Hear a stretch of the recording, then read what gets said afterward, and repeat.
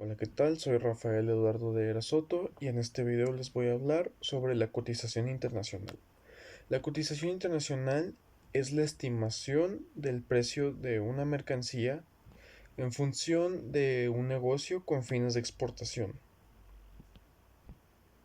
En este sentido, se explica que la cotización internacional es un documento que debe contener los datos legales de la empresa y describir detalladamente haciendo uso de los términos usuales en el comercio internacional.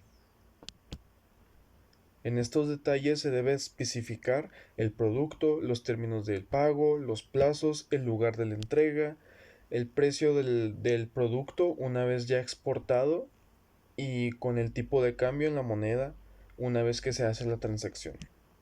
La cotización internacional es una herramienta financiera y comercial que ha estado en los mercados internacionales desde principios del siglo XX. Una vez sabiendo estos temas de conceptos, necesitamos saber cómo obtener la estimación del precio de exportación. Y este es el resultado del proceso de un análisis de diferentes variables, tanto como costos de producción, costos de distribución, promoción y comercialización generales. Después de haberles especificado los conceptos básicos de la comercialización internacional, existe una cláusula que es muy importante, que es la International Commercial Terms. La International Commercial Terms es un conjunto de cláusulas estandarizadas y reconocidas internacionalmente que resumen los términos de negociación comerciales más comunes en las transacciones de los negocios, en las cuales se contemplan todos los riesgos y los costos, así como los fletes, seguro, trámites de documentos, entre otras cosas como las obligaciones fiscales.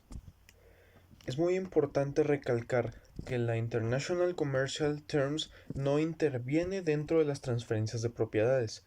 ¿A qué nos referimos con esto? Que es nada más considerado como un tipo de contrato donde se estipulan los puntos de riesgos cuando son transferidos del vendedor al comprador y también cuando se indica quién es el vendedor, quién es el comprador, la distribución de los gastos lógicos, inclusive también lo que conocemos como la fijación de obligaciones formales, exportaciones e importaciones. Dentro de todas esas cláusulas del International Commercial Terms existe algo llamado el libre pago principal, donde el comprador solamente se hace cargo de las obligaciones relacionadas con el transporte de la mercancía y el vendedor se encarga de que si la mercancía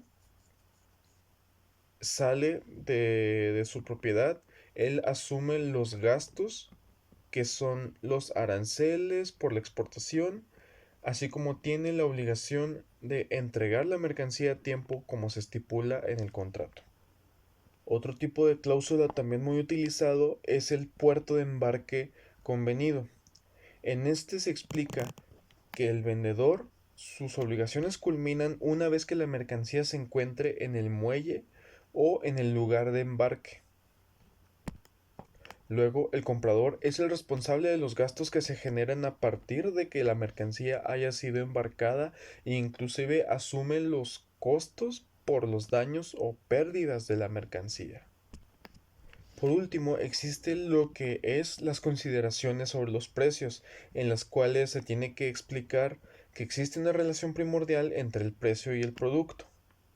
La existencia de uno condiciona al otro, así como también establecer un precio adecuado a las utilidades de la empresa para que puedan maximizarse y no generarse pérdidas o gastos.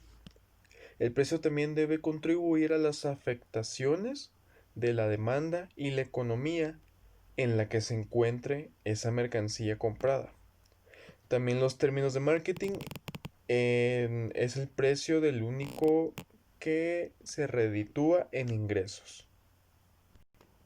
Cabe recalcar que el precio no es un problema entre los consumidores, sino que la imagen de la mercancía no corresponde a un precio establecido o fue dañado o incluso puede llegar a ser robado. En mi opinión, pienso que toda esta información es muy importante porque sí debemos darnos cuenta en qué condiciones se estipulan las compras y las ventas de mercancías. Uno como comprador debe estar consciente que una vez que realiza el pago, el vendedor tiene que cumplir con sus obligaciones fiscales para poder terminar esa venta. Existe algo llamado la retención de ingreso por parte del vendedor, que mientras el consumidor no haya tenido su producto y haya declarado que el producto está en buenas condiciones, se le libera esa transacción. Pero eso solamente aplica a los intermediarios. Cuando el contrato se estipula que el vendedor le entrega la mercancía al consumidor, el consumidor debe asumir la responsabilidad de que la mercancía fue encontrada en buen estado y la recibió como tal, pagando el precio debido por esa mercancía. Todo eso es muy importante para mí, ya que uno como comprador espera mucho del vendedor, pero llegan a surgir esos problemas de daños, pérdidas, robos o inclusive estafas. Y